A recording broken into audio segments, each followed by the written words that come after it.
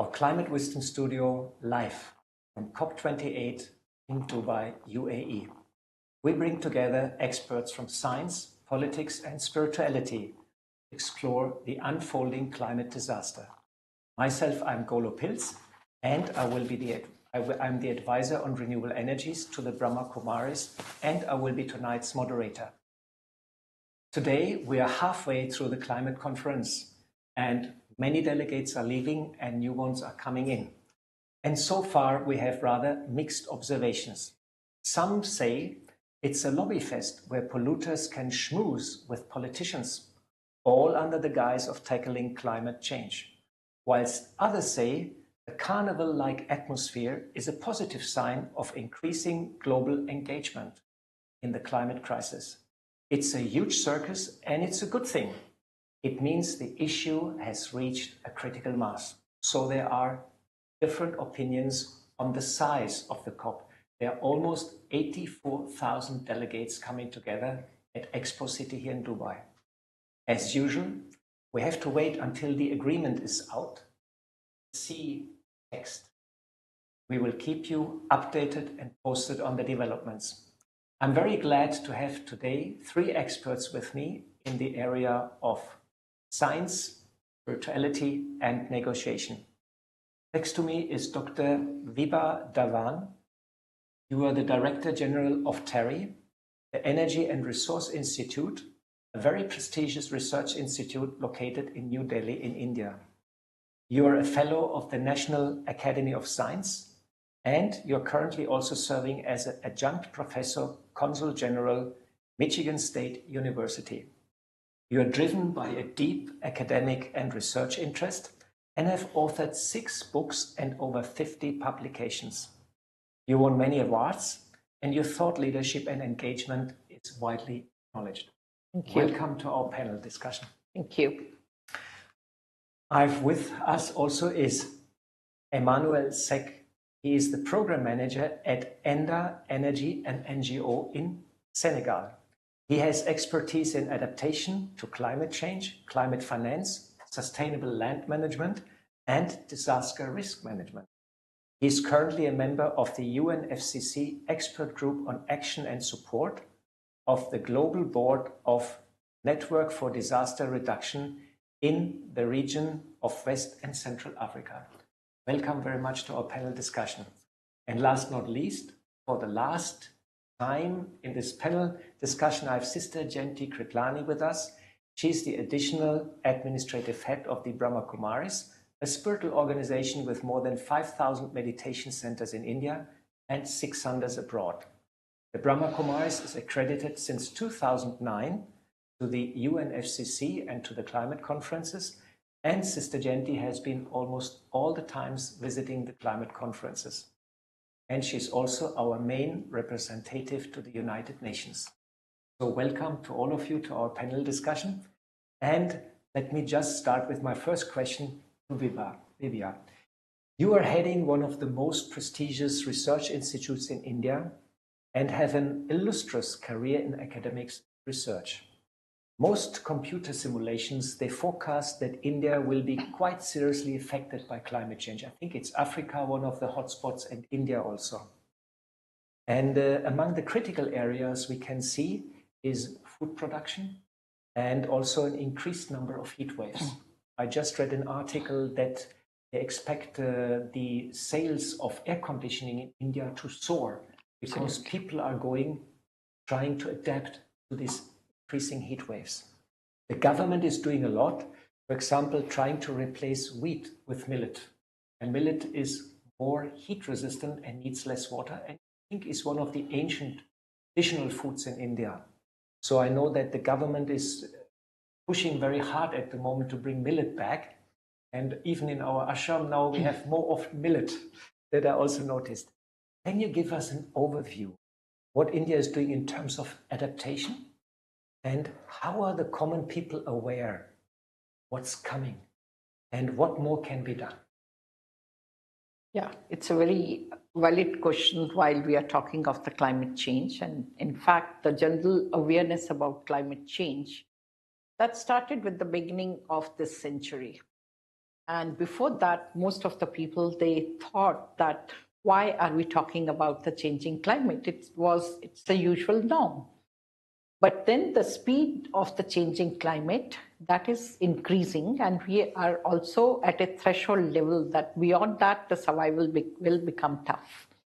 It's also very clear because the IPCC reports, they have predicted that this is going to be the impact of the changing climate. Unfortunately, the facts are uglier than what was predicted. It's also true that the impact of changing climate is not going to be uniform around the world. And unfortunately, those countries which even today are struggling for food security and high temperatures, drought, floods, they are going to be even worse affected.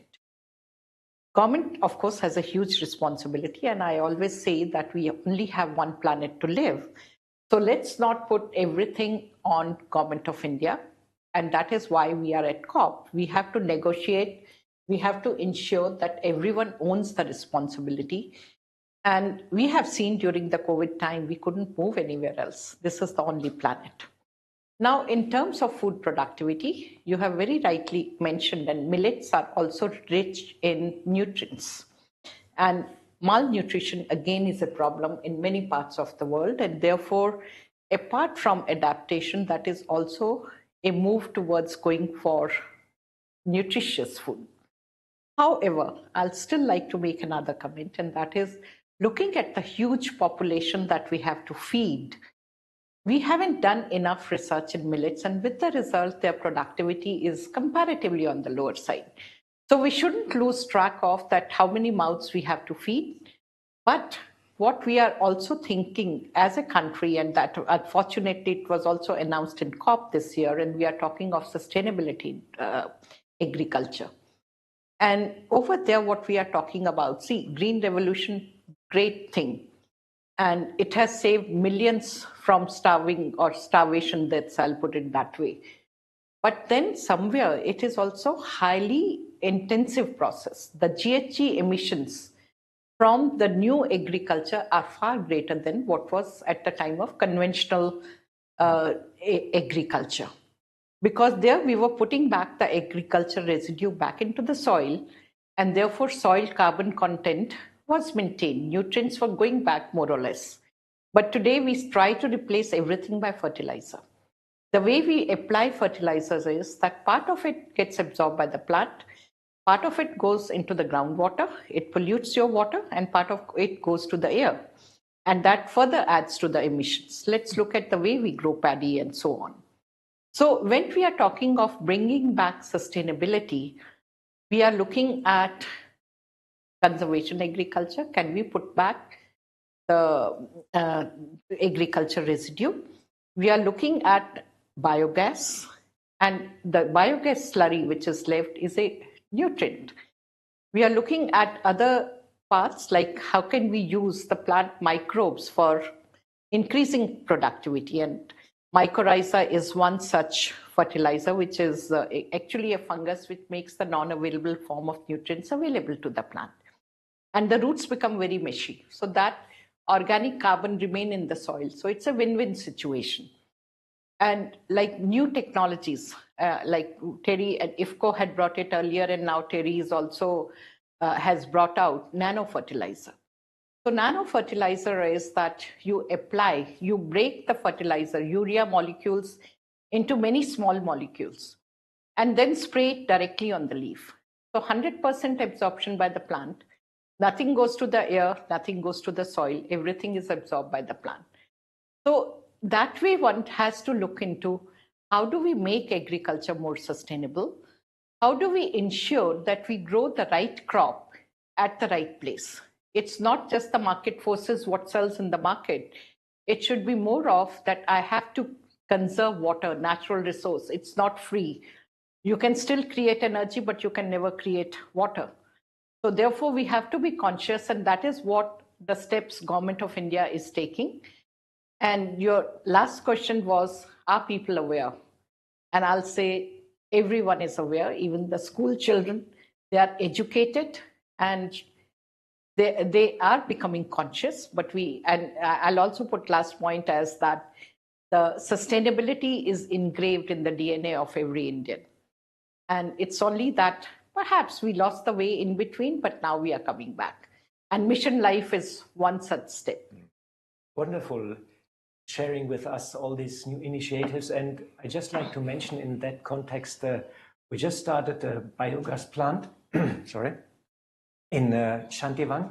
We do waste segregation, and then we bring back the slurry as a fertilizer, and we do little filtration with the biogas, and we use a generator, 50 kilowatt generator, for 8 hours per day. Great. And this will be also an example, and we try then later to replicate it. And I think end of the year, the plant will go operational. I just yesterday got a photo that the membrane has been installed. So we are also working in that area, and it's good to know that Terry is leading the research in that direction. Thank you very much. And I'll just like to say there is no word like waste. It's wasted. Yeah. There is wealth from each and every waste material. And interestingly, in old days, people were much closer to these natural cycles. Absolutely. And often technology has brought a distance and created problems. Thanks very much. Emmanuel, some days ago, the conference agreed on loss and damage funds. It was a bit of a big news.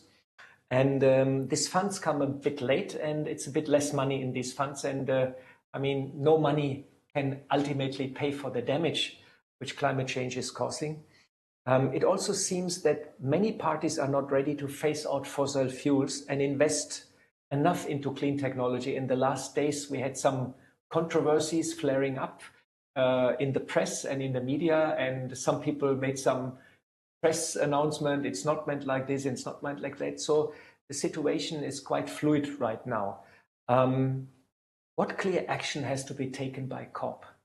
And can the COP mechanism deliver what is needed, or alliances of the willing party outside the UN mechanism are the better option?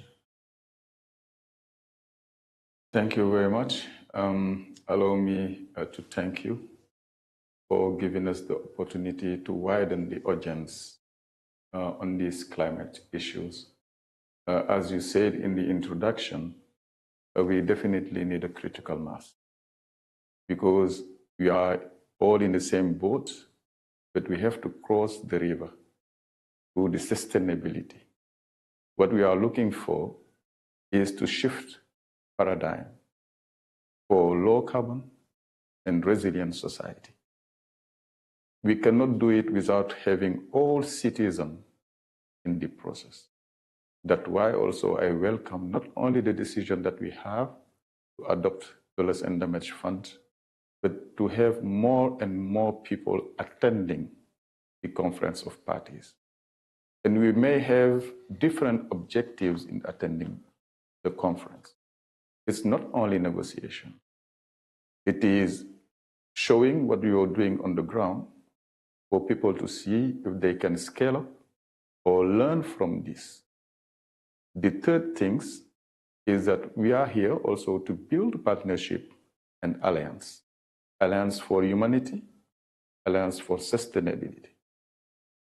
This said, I had this question with some journalists, and I say, yes, they ask me what next. I say there is a lot to do. Even it's come late, but I will not say that it is late. It's come on time. But because we are in a transition. The transition doesn't mean revolution. Let's see if people are first well prepared for the way we are going in terms of low carbon. We have to go together, and we should not leave anyone behind. That's mean in terms of technology, in terms of policy, countries have to be well prepared, and citizens also. If not, we can have some consequences that people will not really understand where it's come from. For example, if a head of state take a resolution here and say, I will come for a phase out in 2050 neutral take engagement, how he will implement it without engagement of citizens? We could not.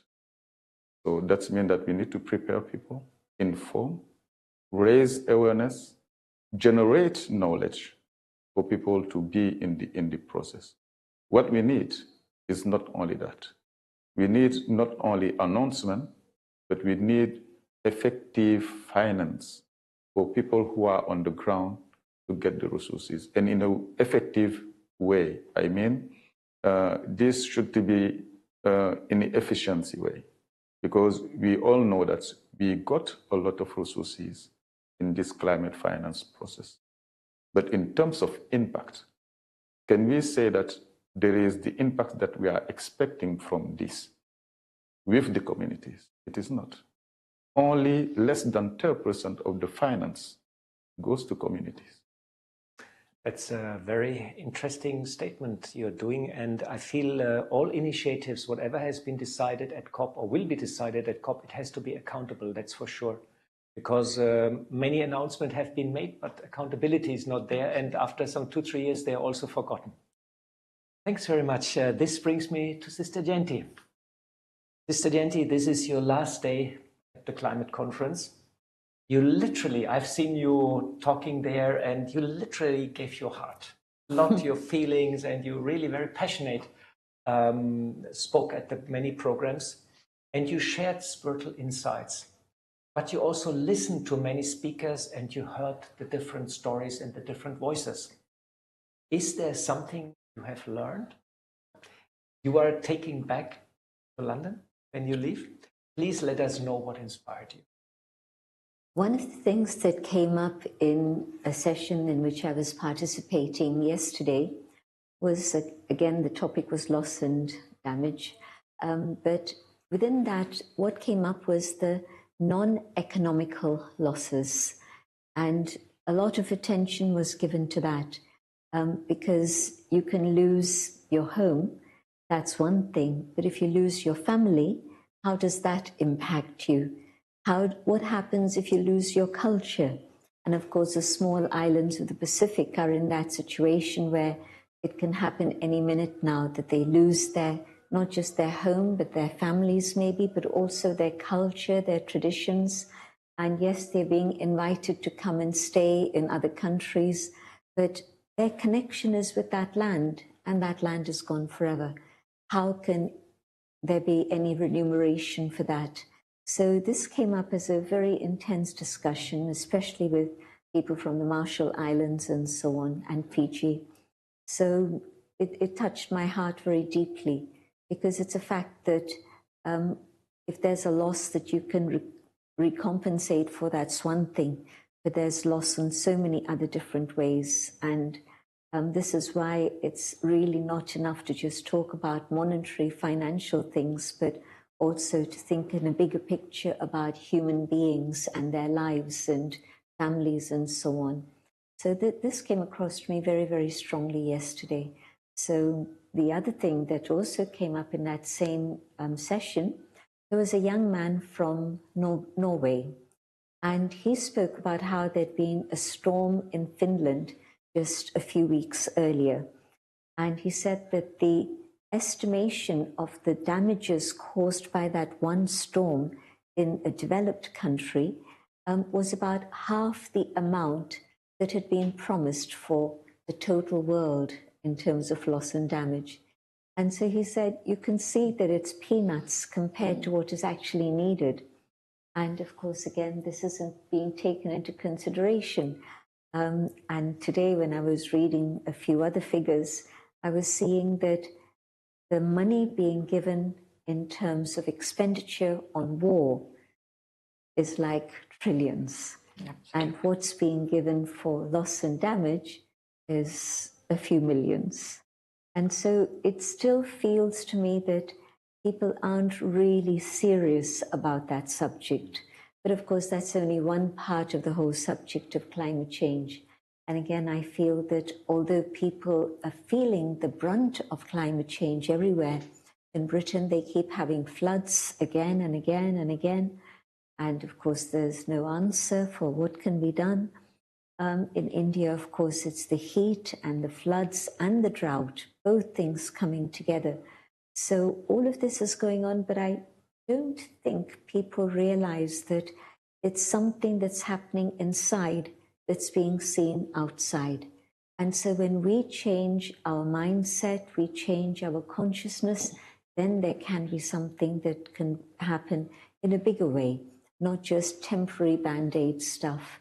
So I think that we need to work a bit harder to make people aware. So you really have some moving stories which you take with you back home and Really. they make you think. Yeah.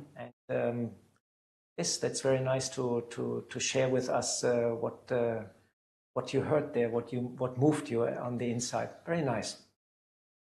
Divya, men dominate the climate politics. The arena such as UNFCCC and even climate finance, it's all dominated mostly by men. Quite interesting. On the other hand, climate change impacts mostly women and girls.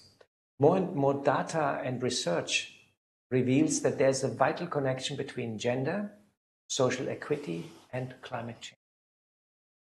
Is it not time to talk now on this topic about the linkages between women's empowerment and effective global action against climate change?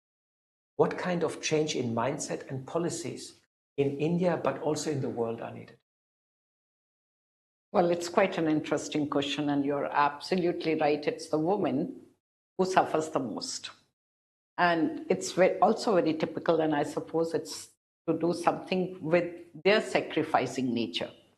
And therefore, they don't even demand that they are facing hardship. So they become a silent sufferer of whatever is happening. And you're right, if we take the case of India, it's not just that they are not active players in climate change. And sometimes I say that you look at agriculture, it's largely practiced by women. Look at the farm machinery. Is it women friendly? The answer is no. And even I'll say, even for us, the car belts are not very comfortable for us, but no one had thought about it. So it's right from the farm machinery to whatever we are using. It over years, it has remained male dominating. But I'll also put it this way, that last few years, we have seen the change, which is very rapid, and it is for the good. And all that started largely with the women education. And of course, they are getting educated, but still at the back of their mind, it's engraved that they are responsible to take care of their family. And in the bargain, what happens is that the years when they actually have to make their career, they also are entering into the phase that they have children, family, and so on. And therefore, there is some sort of a break.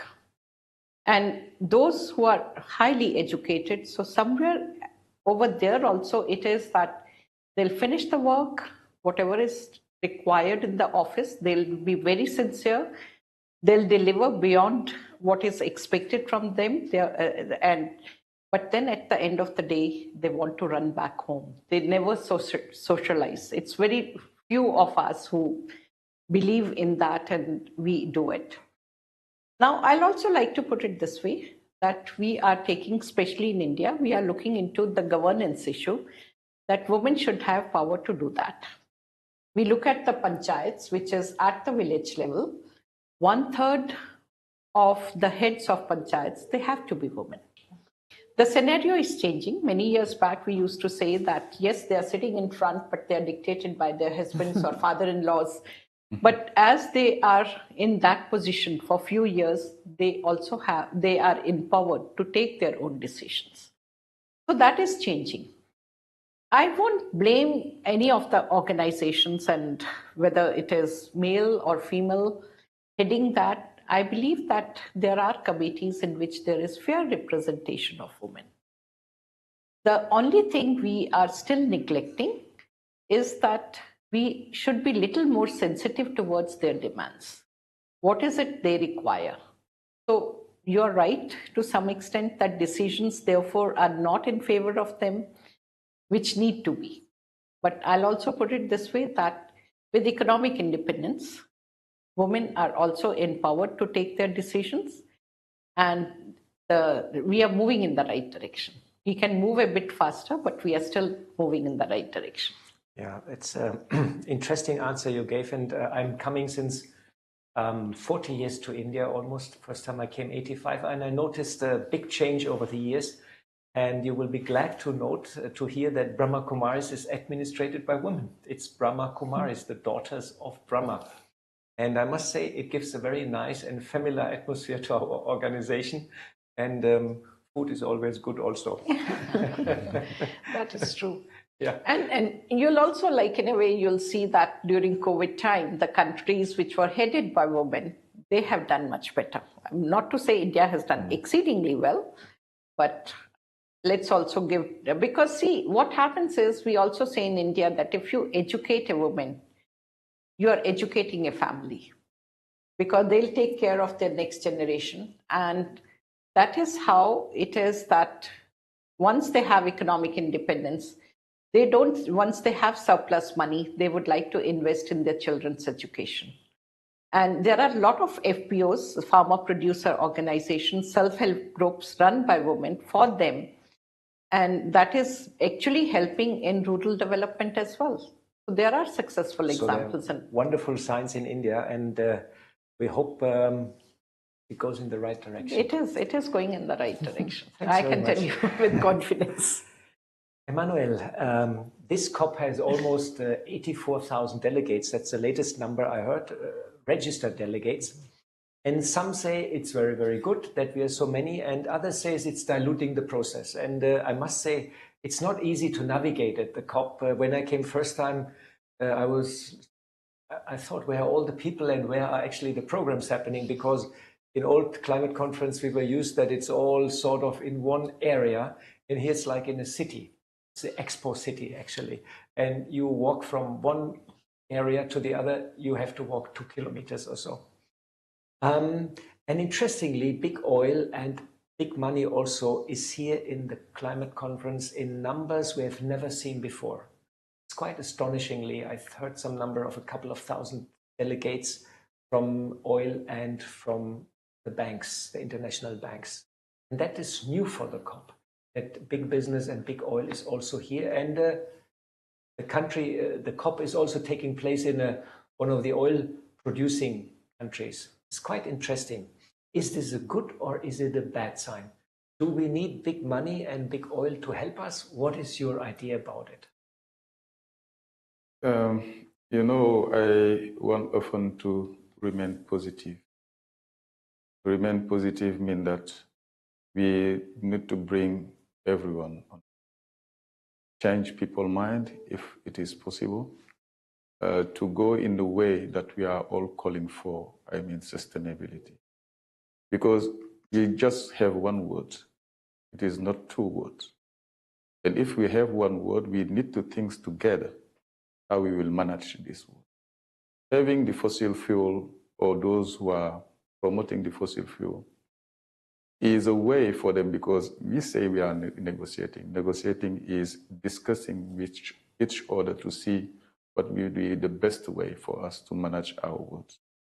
If they come in a way that they think we should go in a sustainability, that will be fine, because what we need to get behind us is profitability. Let's look at, if we come with a profitable sustainability, that is possible. We can invite the business people if they come in the way to profitable sustainability. What we don't want is sustainable profitability. I don't know if you understand what I mean by this word. They are totally different. So let's open the door for everyone to join the process. We are organizing the conference here in Dubai. We have seen that many people made commitment and pledge for the positive way, I mean how to support those who are suffering the most on climate change. Like people from the small islands, and even in Africa, if you go, for example, in the Sahelin countries, they are in conflict. In Niger, they are in conflict. In Mali, in Burkina Faso. And these people are suffering from a double vulnerability. That's mean conflict and climate change. We cannot forget these people. We have to do something.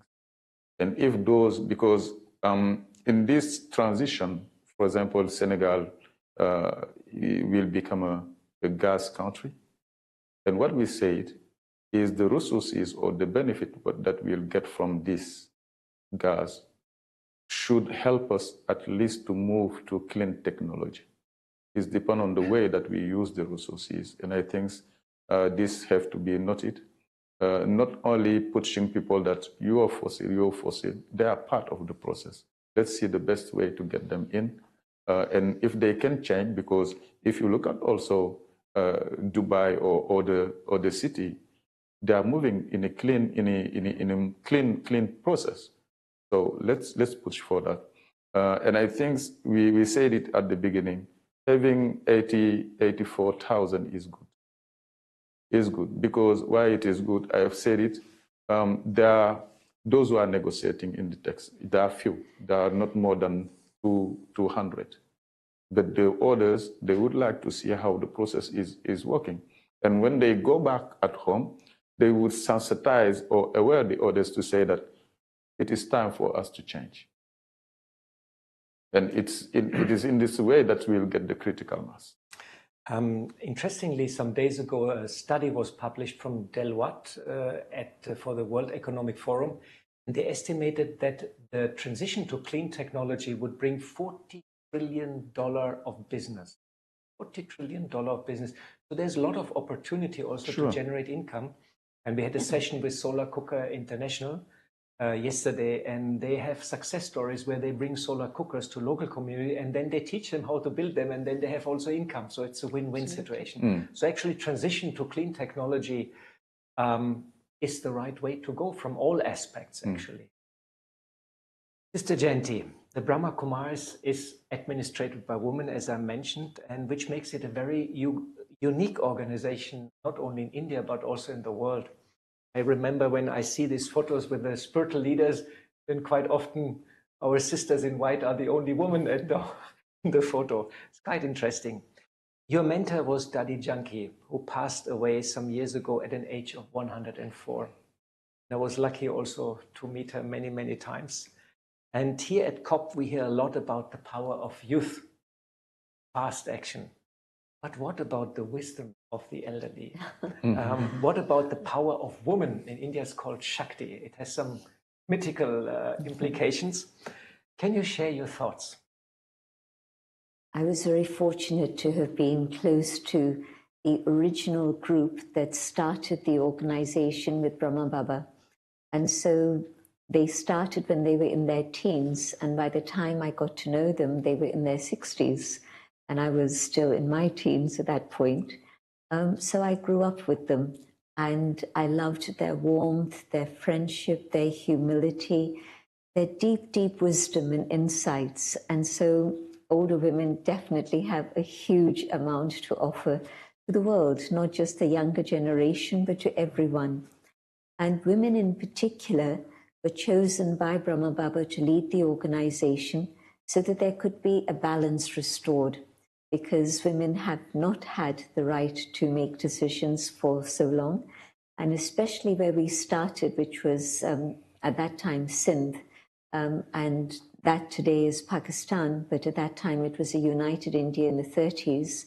So in Sindh, even today, women are second-class citizens. And so in the 30s, it was a very revolutionary step that Brahma Baba took. But it was filled with total wisdom, because when you're on a spiritual path, you're not just giving lectures, you're not just talking about spirituality, but you're guiding people with your life. You walk your talk and you guide them with your own experience and spiritual love and nurture. You think about the caring professions, many of them are dominated by women even now. And so the care that's needed for spiritual development for every individual is that care that comes from the feminine side. Brahma Baba himself a man, but he had those feminine qualities also. And so I'm thinking more about the feminine characteristics. And so it's a very natural trait that women have, to be able to give that sort of sustenance and care. And I see that that's how our organization has grown, from a handful of women to a worldwide organization with a very reputable standing at the UN since 1982. We've been affiliated since then. And so I see that having women in that role of leadership has meant that there's a lot of collaboration. Women work together as a collaborative team more easily than masculine egos that can sometimes come in. And so the result is the proof of our expansion. And Dadi Janki, one person alone, of course, she would never say it's me. She'd always say it's the one above, which is also true, that there is the power of the divine, that Shakti that you mentioned.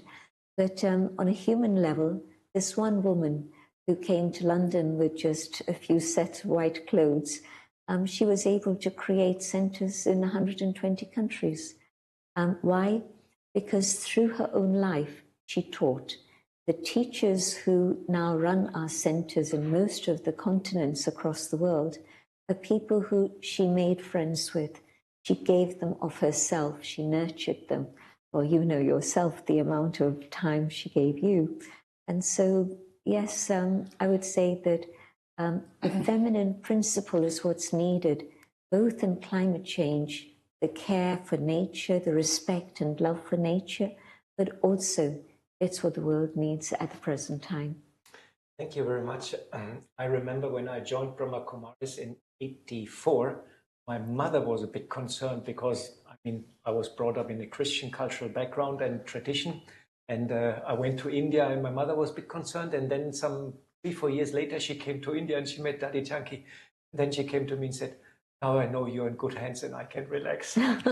So that was very sweet, yeah. Very sweet reaction, yeah. Very lovely, yeah.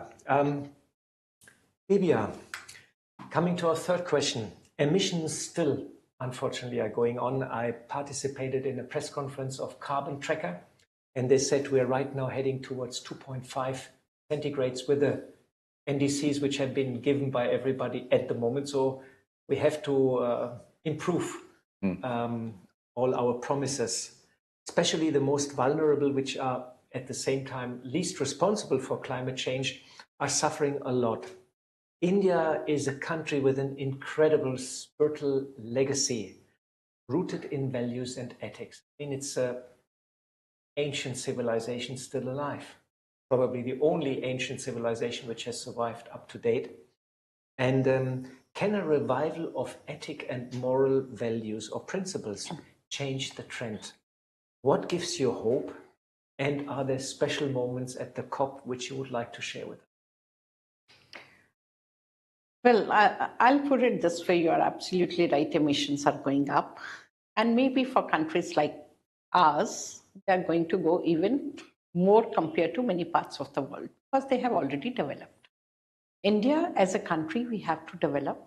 And happily, I'll put it this way, because we don't have fossil fuel. We don't have petrol like fossil fuel, which this part of the world is enjoying. With the result, for many years, the production cost of whatever we produced was higher. We have to import every drop of oil from somewhere. Today, as we move towards renewable, and that is what Government of India has said, while they are talking about that they are going to go net zero by 2070, they are going to reduce their emissions while the peak still has to come. Good part of the story is that we are developing. When we talk even of infrastructure, we say 2/3 of the infrastructure is yet to be built. What is that infrastructure cost us? We want steel, we want cement, we want water, and there are going to be emissions. And also our industry has to develop. But we have to still build.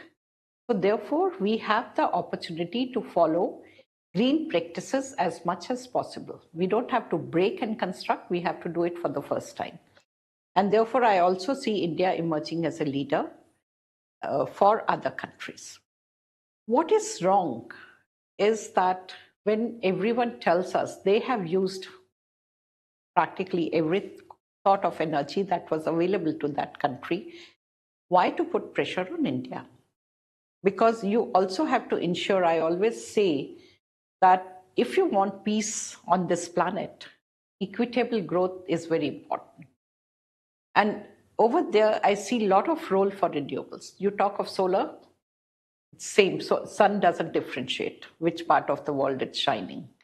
You look at to hydrogen production in years to come. Again, if you're going green, you are using the natural resource which is available to you. So we are really speaking in years to come, it's going to be an equitable ground for us to grow. So that is the good part of it. It's again, like when we talk of that, those who are suffering today are unfortunately are those who hasn't contributed to the climate change. And Sister Jayanti very rightly mentioned that your heart cries when you see them, when you see those tragedies. And in fact, it is not like if there is a flood in New York, maybe they'll lose 1% or less than that of their income. But if you have flood in Uttarakhand of my country, perhaps the next generation will not be able to go to school because they'll lose everything. So therefore, it's very important when we even talk of funds, we talk of adaptation measures, that the world looks at the developing part of the world. Where should they be investing? We are living in a planet today where what is happening in one part of the globe is known to rest of the world in no time. We don't want to have dissatisfaction because otherwise you are going to have societies which will start hating each other. Now, if we look at India, and I'll say something in Hindi, like when we pray to God, we always say, Sabka bhala karo Bhagwan. And that is that God, please take care of everyone. You should be kind to everyone. So that essentially is that we are looking for a society, a planet, and what our Prime Minister recently had given a slogan, and that is, wish the world is like a family. That is how we should grow. We are also talking of I look back, what we were taught as children, it was more of that you have to take care of your friends. It's one society, you share whatever little you have. If someone, and nothing was wasted. Like when we have started talking today about circular economy, but if I go back to my grandmother's generation and my parents' generation, giving was part of living. It was that, like, I remember my grandmother keeping part of the food, like when lunch is prepared, she'll put something in the refrigerator and she'll say, if someone comes. So if someone comes, which may be once in 10 days, but there should be food in the refrigerator for that person. Anyone coming, and people won't mind staying with you for months. So that is what our culture is. Sustainability is engraved in our DNA.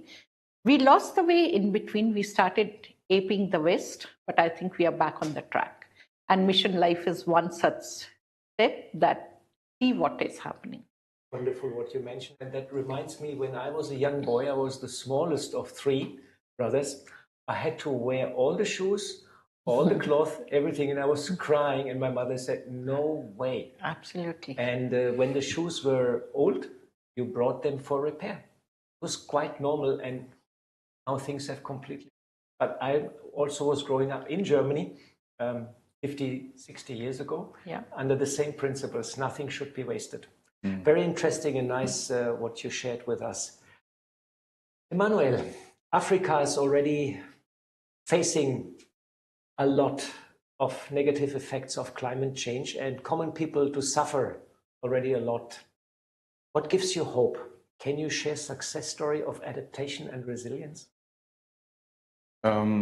Before coming to your question, I would like to just say that the climate change is not only an environmental issue. It's not even a political issue. It is a geopolitical issue. And we should understand it in this way. What I mean is that we reach the limit to growth. We need to find other alternatives. Because what they said, the fossil fuels are not longer sustainable. And to find alternative before we come to the end of these resources is where we are. That is why we are not discussing only climate change in the UNFCCC process. We are discussing climate change where the G7 are meeting, when the G20 are meeting. That means it is a very serious issue. This said, we all agree that there are many regions, particularly Africa, who is suffering with the climate change. But what we believe is we have opportunity. If you look at some data, Africa is 40% has 40% of solar energy potential of the world. What we need is certainly investment. What we need is certainly technology. And if people want that we use this opportunity, and we were talking about here in terms of principle, solidarity, and we all believe that we should go in the way of low carbon, why will not make accessible the technology that is available for people to value the renewable energy? It is available. So, and I think based on that, we are trying like a small drop, because small drop make the river, to build some experience through some project, for example, in terms of energy access, for people to value some chain like the milk chain. In our region, for example, in the far village inside the countries, people are producing a lot of milk, more than what we are importing. But we cannot transform the milk. We cannot stock the milk. And the unused milk become a waste. And then what we are doing is to try to set up some solar unit.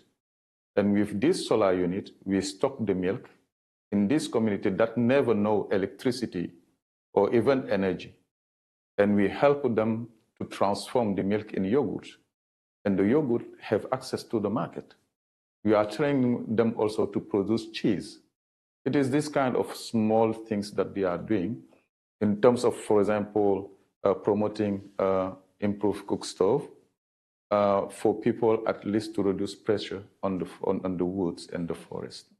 So and I think that we'll come to that when we'll come to the second part of the CDN, the National Determined Contribution, the NDCs, to gather what people are doing on the ground.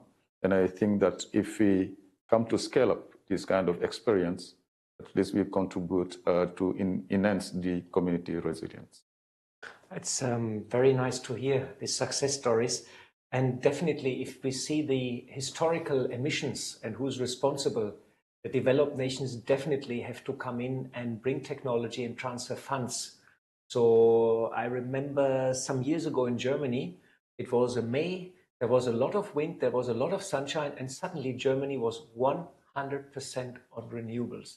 And it was in all the newspaper, and everybody said, wow, that's possible. I mean, Germany is like consuming a huge amount of energy. And right now we are at an average of 45% or so. Mm-hmm. It's incredible what's possible. And Germany doesn't have really that much of sunshine as Africa, for example, you know. So it's possible, and definitely the developed nations have to come forward now. And I hope at this COP also the global community understands that the transfer has to come from the developed nations, bring the technology, bring the funds, and help everybody to go straight for.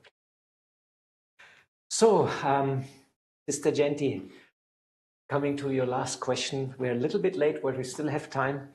As per Brahma Kumaris, we live in dark time. In India, it's called the Kali Yuga. You know what I mean with that. And I heard that you said the translation is machine, death, or time. It's very interesting for Kali Yuga.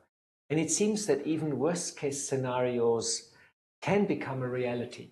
Not have to be, but can become a reality. The Brahma Kumaris promotes a new age approaching called the Sat Yuga, the age of truth. And definitely our COP, our climate conference, could use a bit more truth quite valuably to come to an agreement very fast. Can you elaborate a bit on the coming transition towards this age of truth and share your hopes and your outlook? Whatever happens in the world starts with the human mind. And so when our mind has been focused on materialism and commercialism, we see the result of that. And if our minds were to focus on spirituality, truth and love and purity and joy, we would see a different world. And so the Brahma Kumaris are saying that that goodness is inherent within every human being, every human soul, but we've forgotten. And now we have to learn to connect with that goodness within so that we express it in our life. And so I see it as a very natural transition from dark to light because of the evolution of the human spirit. And I believe that that's happening right now. You know, we're seeing the world in a state of chaos, but yet we're also seeing truth and beauty emerge and focus on values. We didn't talk about values 20 years ago in the way that we're talking about these today. We didn't see women's empowerment in the way that we're seeing it today. Vegetarian diet is coming up in a beautiful way. So a holistic approach to life, whether it's health or whether it's education, again, that's coming up. And so I'm seeing that there's many aspects for hope, but these are also all the things initiated through the inner spiritual power that we're able to attain through silence, through the connection with the divine. So yes, definitely, it's not just a hope, but it's actually a vision that there will be a world of truth, a golden age in which the highest qualities of the human spirit will flourish. Thanks very much. So crisis as a chance, and it brings out the best in us humans. And this is a powerful message of hope, in line a little bit with our motto of our live studio: care, share, and inspire. Thank you very much, Sister Jenti. Emmanuel, one word, one good wish for the COP. Just one word. What is your good wish for the COP? That we have not only engagement, but we need resources, financial resources. Definitely, yeah, for people. Resources. Livia, what's your good wish for the COP? Well, I'll put it this way: they just have to realize that we are not gathering money for our next generation. We should just look at a world environment which is better than what we are living in. It doesn't belong to us. Say that in one word? Yes, in one word. That's a little difficult, but realization, we have one world to live. Realization, one world, yeah. That's good. Sister Jenti, what is your good wish for the COP? Compassion. Would be so. Absolutely. Everybody compassionate. Wonderful. Such great inspirations from all of you, and time is ticking. Sister Jenti, would it be possible you guide us in a short meditation and wrap up all this what has been spoken and transform it in powerful thoughts which we can send towards the climate conference? Sure, thank you. I reflect on the things I've been hearing about: empowerment, equality, education, awareness, justice, truth. I go on an inner journey to see if I can have the power, the capacity to connect with these qualities.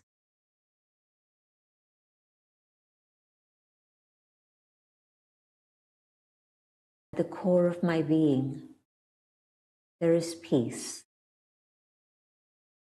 I connect with peace.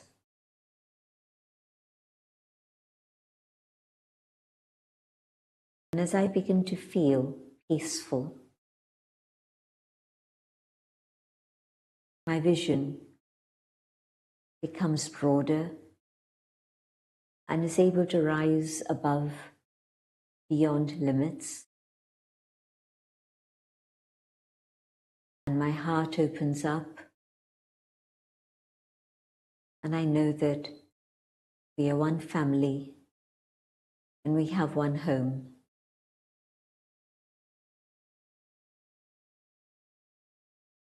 And these vibrations of peace and love multiply together.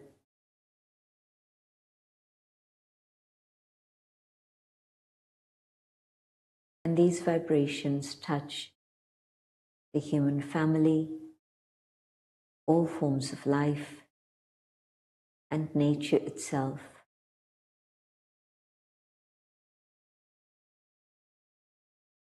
Om. Thank you very much for this wonderful meditation. It reminds me when the intellect and the heart join, the hands will do the right thing. So wonderful. Thanks a lot to our speakers, Livia, Emmanuel, and Sister Genti. I like to mention also our patrons and sponsors, the Brahma Kumaris, Kalptaru Tree Plantation, Brahma Kumaris Environment Initiative, Yogis for Future, Radio Madhuban, and India Care Trust. Special thanks also to our host, the Raja Yoga Center here in Dubai. And thanks also to all the special hands behind the camera who made this panel discussion possible. Please join us in 2 days at the same time for another interesting session of Care, Share and Inspire. Please look up for more details our webpage www.echo.brahmakumaris.org. And last and least, thanks very much to you, our audience. You stayed all the time with us, and I hope there was some good inspiration for you. Think about it, and goodbye and good night from